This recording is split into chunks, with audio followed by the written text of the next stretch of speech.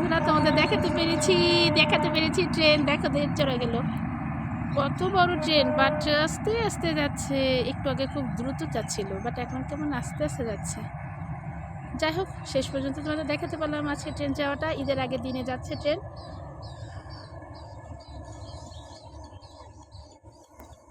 ছোট করো।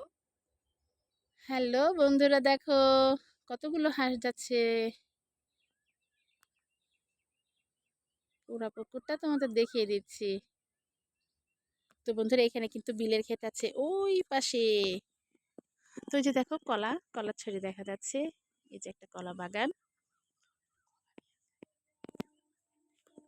হ্যাঁ, কলা নিতে যেয়ে পরে ধরা খাই।